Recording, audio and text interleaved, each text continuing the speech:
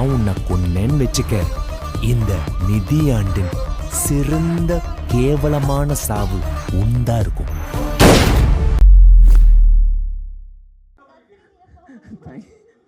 Sir நான் இங்கே தான் பிறந்தேன். இங்கே பிறந்து ஒரு 25 வருஷம் இங்கே தான் படித்தேன். சென்னையில் கிண்டியில் பிறந்து வளர்ந்து அப்புறம் எஸ்விசியில் படித்தேன். அதுக்கப்புறம் ரொம்ப நாள் கனவு, ரொம்ப ஏழ்மையான ஃபேமிலியிலேருந்து பெரிய ட்ரீம் யோசித்தேன், படிக்கணும், மாஸ்டர்ஸ் படிக்கணுன்ட்டு. வீட்லேயே ஃபஸ்ட் கிராஜுவேட்டு. ஸோ எனக்கு கைட் பண்ண கூட ஆள் இல்லை. ஃப்ரெண்ட்ஸ் என்ன பண்ணுவாங்க, கூட இருக்கிற ஃப்ரெண்ட்ஸு. அந்த டைமில் இன்டர்நெட்லாம் இல்லை. 2000 டைமில் நான் 2019 முடித்தேன். ஸோ அப்போ இன்டர்நெட்டில் ரொம்ப கம்மி, நம்ம ஃபோனில் அப்போ இருக்கலாம் கம்மி. ஃப்ரெண்ட்ஸ் என்ன பண்ணுவாங்களோ அப்படி பார்த்து பண்ணேன். நல்லா படித்தேன் சார். படித்ததால் ஒரு இன்னமும் நல்லா படிக்கணும்னு ஆசை இருந்தது. சின்ன வயசுலேருந்தே பெருசாக ரொம்ப ட்ரீம் பண்ணுவேன். அதெல்லாம் நடக்குமான்னு தெரியாது. ஆனால் படிக்கணும்னு மட்டும் ஒரு இருந்தது. அங்கே போய் படித்தேன் சார். படிச்சுட்டு அதுக்கப்புறம் இப்போ ஒர்க் பண்ணிகிட்டு இருக்காங்க. ஒரு 9 இயர்ஸாக இருக்கேன் யூஎஸில். அப்படியே இந்த டைமில் ஃப்ரீ டைம் இருக்கும், தனியாக தான் இருப்பாங்க. சரி, சும்மா எனக்கு சின்ன வயசுலேருந்து ரொம்ப நாள் டான்ஸ்னால் ஆசை. அப்படியே டான்ஸ் ஆடினேன். அப்படியே சும்மா அப்படியே லிரிக்ஸு ஃபன்னியாக எழுதிட்டு இருந்தேன். அப்படியே டேரக்ஷனும் இங்கேருந்து ஹெல்ப் கேட்டேன் ஃப்ரெண்ட்ஸுங்கிட்டலாம். அவங்கெல்லாம் சொல்லுவாங்க இங்கேருந்து ஆர்ட்லேருந்து இப்படி போகணும் அப்படி போகணுன்னுவாங்க. பட் அங்கேருந்து அவங்க சொல்லும் போது நம்ம விஷுவலாக நம்ம யோசிக்க முடியல. சரி, இவ்வளோ படிச்சிட்டோம், இதுவும் ட்ரை பண்ணி பார்க்கலாம், தப்பு இல்லை, தோத்தா கூட நானே அக்செப்ட் பண்ணிக்கிறேன் அப்படின்ட்டு ஒரு ட்ரை பண்ணேன் சார். அதுதான் பொல்லாத காதல்.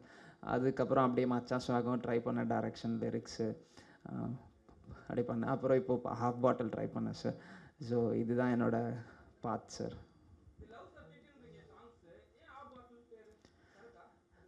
இல்லை விலகாதேன்னு ஃபஸ்ட்டு பிளான் பண்ணோம். பட் விலகாதேலே ஆல்ரெடி நிறையா பேர் இருந்தது. அதுக்கப்புறம் அது அரை பாட்டில், ஹாஃப் பாட்டில் ஈஸியாக இருந்தது வாயில். ஸோ அதனால இதர் அரை பாட்டில் போகலாமா ஹாஃப் பாட்டில் போகலாமான்னு இது பண்ணோம். பட் ஹாஃப் பாட்டில் சூஸ் பண்ணோம். யூடியூப் சர்ச்சில் பார்த்து அவ்வளோதான்.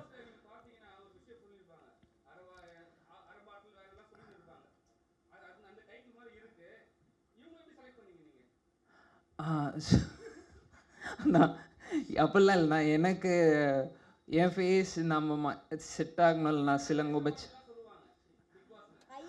நீங்கள் என்ன நேராக பார்க்குறீங்களா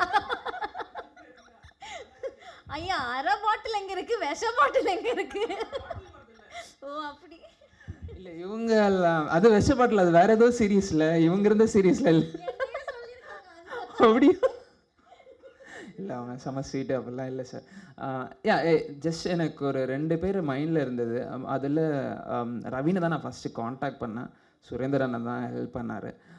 ஸோ காண்டாக்ட் பண்ணனு தான் சொன்னேன்ல சார், அப்படி தான் நடந்தது.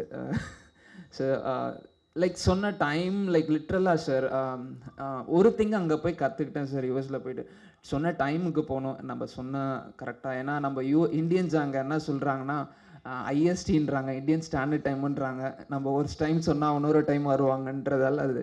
ஸோ அந்த இது சின்ன ஃபஸ்ட் இம்ப்ரெஷன் தானே. நம்ம அந்த வந்தனே செமையாக அந்த டைம்லேருந்து அவங்க அம்மா இன்றைக்கி கூட சொல்கிறாங்க, காலையில் 5 o'clock லைக் ஸ்மால் திங்ஸாக இருந்தால் கூட அது நம்ம சீரியஸாக எடுத்து பண்ணணுன்றது ஒன்று இருக்குல்லண்ணா. ஸோ அது பார்க்கும் போது அவங்களோட பேஷன்லேருந்து நமக்கும் எல்லாருக்கிட்டையும் கற்றுப்போலண்ணா. அதுதாண்ணா.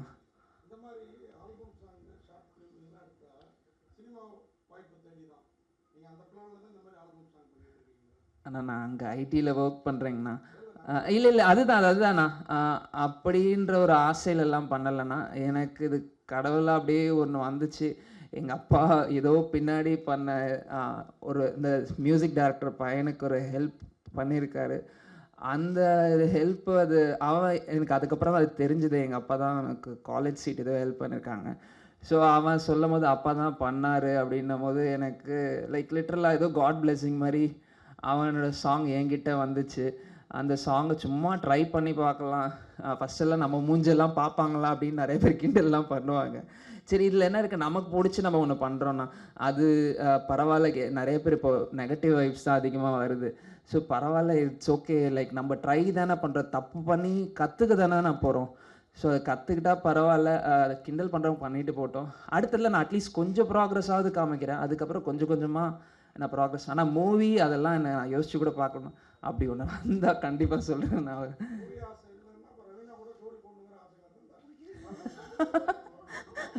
அதுக்கு முன்னாடி ஒரு 2 சாங் பண்ணியிருக்கேண்ணா, அதுலேயும் ஒரு 2 பேர் இருக்காங்கண்ணா. So but ya, I really like working with her. ஸோ கண்டிப்பாண்ணா, தேங்க்யூண்ணா. ஐயா நீங்களா? சரி கேளுங்க.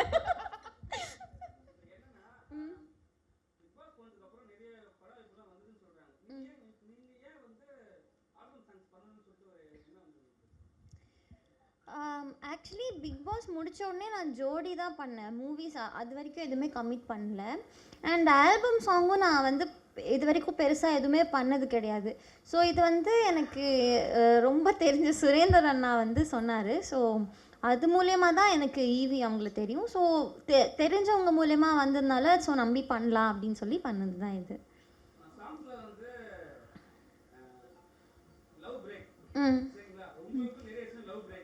நிறைய விஷயம். ஏன் நான் பல இருந்த மாதிரி பேசுறியாண்ணா? என்னண்ணா எத்தனைண்ணா தெரியும் உனக்கு? ஓகே. இல்லை, நான் ஃபஸ்ட்டு ஸ்டோரிலாம் கேட்கல. ஃபஸ்ட்டு நான் வந்து ஷூட்டிங் ஸ்பாட் போய் நடிக்கும் போது தான் எனக்கு கதையே தெரியும். ஓ மிஸ் அண்டர்ஸ்டாண்டிங்னால இது இப்படி நடக்குது அப்படின்னு சொல்லி. ஸோ எதுவுமே பிளான்டோ இதனால தான் இது பண்ணணும் அப்படிலாம் கிடையாது. எல்லாம் தற்செயலாக நடந்தது, அவ்வளோதானா? ஐயோ சார், எனக்கு தெரியல நிறைய படங்கள் வருமா அப்படின்னு. பட் ஆனால் படங்கள் வாய்ப்புகள் வரும். அதில் வந்து எப்படி சொல்கிறது, நமக்கு அந்த கதையை பிடிச்சிருக்கா இல்லை பண்ணலாமா அப்படின்னு நம்ம பார்த்து தேர்ந்தெடுத்து பண்ணுறது தான். வந்தது சார். இன்னும் அப்டேட்ஸ் நிறையா வரதுக்கு இருக்குது. ஃப்யூச்சரில் கொடுப்பேன் சீக்கிரமாக.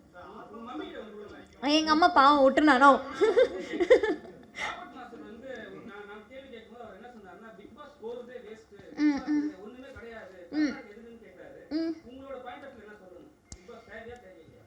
தேவையா தேவையில்லையான்னு கேட்டா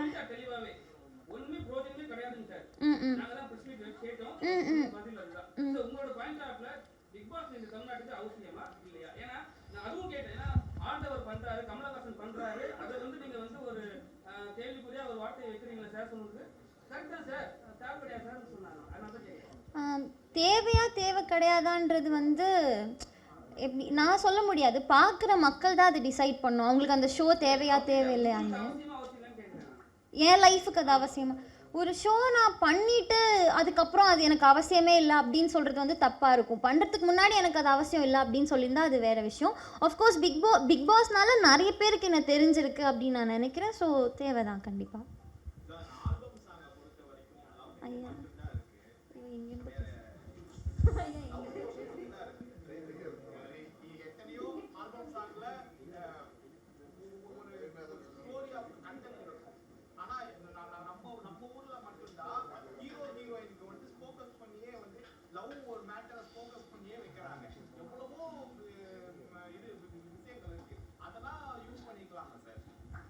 நான் ஆக்சுவலாக செம ஐடியா. நான் இது நீங்கள் சொன்னதே வெரி நல்ல செம கொஸ்டின் தான். மேபி ஃப்யூச்சரில் அது மாதிரி கண்டிப்பாக எனக்கு பண்ணணும். ஒரு சாங் இருக்குண்ணா, லைக் ஃபுட்டை பேஸ் பண்ணி ஒன்று பண்ணணுன்ட்டு நானும் என் friend Sudarshan Burma movie music director கூட அது ஒரு டாக் போயிட்டுருக்குண்ணா. நாங்கள் ஒரு சாங் அது மாதிரி பண்ணணும்னு ஒரு ஐடியா இருக்குண்ணா. கண்டிப்பாக ஃப்யூச்சரில் அது மாதிரி ஒன்று பண்ணுறேண்ணா.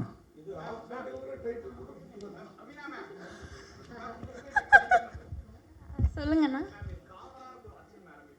நீங்கள் தானே பேசுகிறீங்க? Okay okay. ஆமாண்ணா ஆமாண்ணா.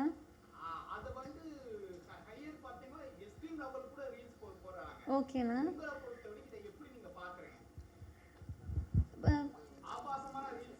Okay okay.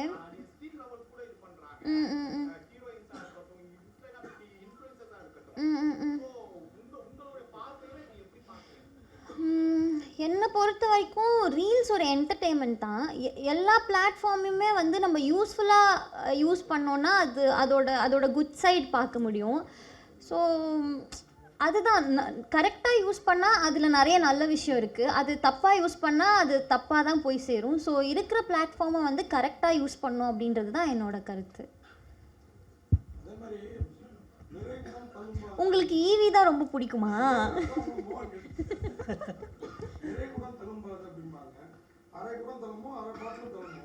அதை ஏதாவது ஒன்று ஊற்றி தான் ஃபுல்லாக இருக்குன்னா தருமாமா இருக்கும். என்ன ஊற்றிருக்கீங்க? காதல்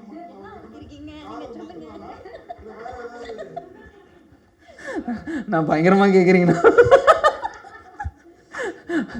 இல்லை நான் பயங்கரமாக கேட்டிருக்கீங்க. ஒன்றும் இல்லைண்ணா, சும்மா எக்ஸ்பெரிமெண்ட் தானா. அதுக்கப்புறம் நீங்கள் சொல்கிற மாதிரி உங்கள் கொஞ்சம் அன்பு நீங்கள் உள்ளே ஊற்றி வெளியே எடுத்துகிட்டு வந்தீங்கன்னா நல்லாயிருக்கும். தேங்க்ஸ்ண்ணா. ஐயோ ஆனால் அவங்கெல்லாம் ஆனால் சீனியர் ஆர்டிஸ்ட்னா அவங்க. இல்லை இல்லை இல்லை இல்லை எனக்கு இல்லை என் கூட நான் கம்பேர் பண்ணும்போது நான் நீங்கள் தப்பாக புரிஞ்சுங்க. என் கூட ஏன்னா எனக்கு அவ்வளோ நாலேஜே இல்லை. நான் அவங்கக்கிட்ட சொல்லிவிட்டு ஓப்பனா. ஸோ என் கூட நான் அவங்க ஒர்க் பண்ணும்போது எல்லாமே ஒரு டேக் 2 டேக் தான் ஆச்சு. ரொம்ப அவங்க சொன்ன மாதிரி ½ a டேயில் முடித்தோன்னா. ஸோ அப்போ நீங்கள் பார்த்துக்கலாம்ல எவ்வளோ ஒர்க் அவங்க பேஷனாக பண்ணாங்கன்றது உங்களுக்கு தெரியும். ஸோ எக்ஸாக்ட்லிண்ணா, அது தப்பே இல்லைண்ணா. ஏன்னா அக்செப்ட் பண்ணிக்கலண்ணா. நமக்கு எது வரும் எது வராது அந்த ஆல்சோ எது இம்ப்ரூவ் பண்ணுறோன்றது நம்ம அக்செப்ட் பண்ணிட்டாவே லைஃப்பில் நிறையா டெஃபினட்டாக அவங்க.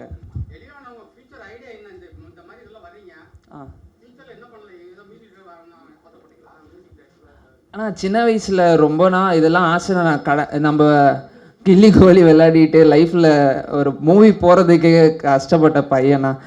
நம்ம போய் பார்த்துட்டு இது மாதிரிலாம் பண்ணணுன்ட்டு ஒரு பேஷன் இருக்கும் இல்லைண்ணா. அது மாதிரி பண்ணணும்னு பண்ணிகிட்டு இருக்கேண்ணா. அது எங்கே கூட்டிகிட்டு போகும்னு தெரியலண்ணா. நான் பண்ணணுன்ட்டு எதனா அட்லீஸ்ட் இது மாதிரி எதனா ஒன்று பண்ணணுன்றது ஒரு ஆசை. இது மாதிரி ஆல்பம் சாங்ஸே பண்ணிகிட்டு இருக்க போகிறேன். அண்ட் ஃப்யூச்சரில் இன்கேஸ் எனி மூவிஸ் வந்தால் அல் ட்ரைண்ணா. கண்டிப்பாக நான் கண்டிப்பாக ட்ரை பண்ணுவேன் நான் மூவி வந்துச்சுண்ணா. அண்ணா அப்புறம் நான் என்னோட கொரியோகிராஃபருக்கு மட்டும் தேங்க்ஸ் சொல்லிடுறேன். சாரி. ஏன்னா அந்த மனுஷன் வந்து like I know him like for around like 15 years. எதுவுமே யார்கிட்டையும் எதுவும் எதிர்பார்க்காம செம்ம டேலண்ட் இருக்குது. அவர் லைஃப்பில் கண்டிப்பாக முன்னேறன்னு எனக்கு ரொம்ப ஆசையாக இருக்குது.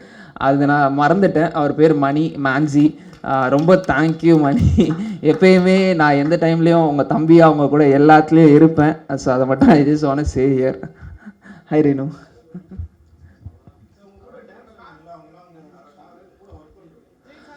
எங்கள் டான்ஸ் ஸ்கூல் இருக்குது. நாங்கள் யூஎஸில் ஸ்டூடெண்ட்ஸ்ண்ணா. ஆக்சுவலி திருப்பி அம்மா வந்துட்டு சொல்ல மறந்துட்டேன். கால் பண்ணியிருந்தாங்க. ஒரு எபிசோட் கூப்பிட்டாங்க. அப்போ தான் அந்த ஃபினாலே போயிட்டு இருந்துச்சு, ஜோடி ஆர் யூ ரெடி. ஸோ அதனால போக முடியல. ஸோ எனக்கு தெரிஞ்சு திருப்பி போவேனான்னு தெரியல. ஏன்னா எனக்கு நகைச்சுவை வரமாட்டேங்குது. அதை மறைச்சு பிரயோஜனம் இல்லை. ஸோ அதனால அவ்வளோ நல்ல நல்ல டேலண்டடான கோமாளிகள் இருக்கும்போது நான் எதுக்கு சும்மா அங்கே சுற்றிட்டு இருக்கணும் அப்படின்னு நான் நினைக்கிறேன். ஸோ சாமி அண்ணா கோமாளியாகவே வழி இல்லையா, இதில் குக்கா வேறையா?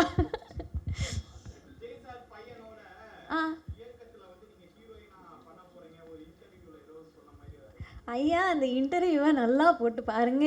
நீ ஃப்யூச்சரில் ஹீரோயினா நடித்தா யார் கூடமா நடிப்பேன்னு கேட்டாங்க. எனக்கு தளபதி அவர்கள் கூட நடிக்கணும்னு ஆசை. ஆனால் அவர் கூடலாம் நடிக்க முடியுமான்னு தெரியல. அட்லீஸ்ட் அவர் பையன் கூடயாவது நடிக்க முடியுமான்னு பார்ப்போம் அப்படின்னு தான் நான் சொன்னேன். தயவுசெய்து போய் பாருங்க அதை திருப்பி. Thank you so much.